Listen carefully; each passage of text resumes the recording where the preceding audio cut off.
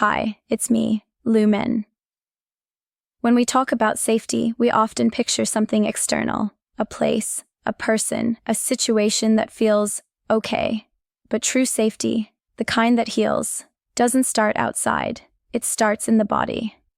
For those who've lived through trauma, the nervous system doesn't simply move on. It learns survival as its first language, and even when danger is gone, the body doesn't always get the memo.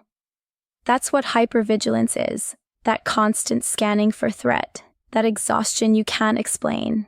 Your system isn't broken, it's overprotective. It's trying to keep you alive, even when life is already happening.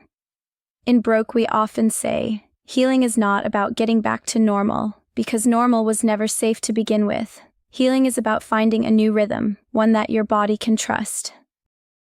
Safety, in that sense, is not a place you arrive at. It's something you practice, slowly, repeatedly, through breath, through language, through silence. Sometimes it looks like pausing before answering. Sometimes it's letting someone else go first. Sometimes it's just staying and realizing the world didn't end when you did. The nervous system is patient, but it needs evidence, not words, but lived proof. Moments that whisper, "See, you're still safe." It's a slow re-education of every cell that once braced for impact. That's why in Broke we move gently. We don't demand trust, we earn it, moment by moment. We let stories breathe, we allow silence to stay in the room, and we make space for trembling hands and unfinished sentences. Because healing is not linear, it spirals, it revisits, and every time you come back, you meet yourself with a little more understanding.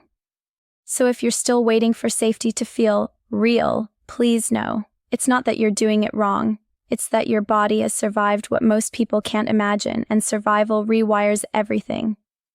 But here's the good news, the same system that learned to protect you can also learn to rest. Safety returns the same way trauma began, through repetition, but this time, the repetitions are gentle, a deep breath instead of a flinch, a kind word instead of silence, a hand reaching out instead of pulling away. This is the slow return of safety. It's not a miracle, it's biology, and it's happening in you, right now, as you listen. We live in a culture that praises quick recovery. People say things like, "You're so strong," or "You're doing better now," and what they really mean is, "I hope you've stopped being uncomfortable." But safety doesn't grow in speed. It grows in honesty, in being allowed to still be scared, even when everyone thinks you're fine. It grows when no one rushes you to move on. Sometimes healing looks like standing still for a long time, and that's okay. Stillness is not failure. It's the nervous system catching up, learning that this moment, this breath, isn't dangerous anymore. Safety isn't built in isolation either. We learn safety through relationship, the way someone listens without fixing, the way they keep showing up, even when you're quiet. That's what community really is. Not people who understand everything you've been through, but people who don't run away from the parts of you still learning to trust.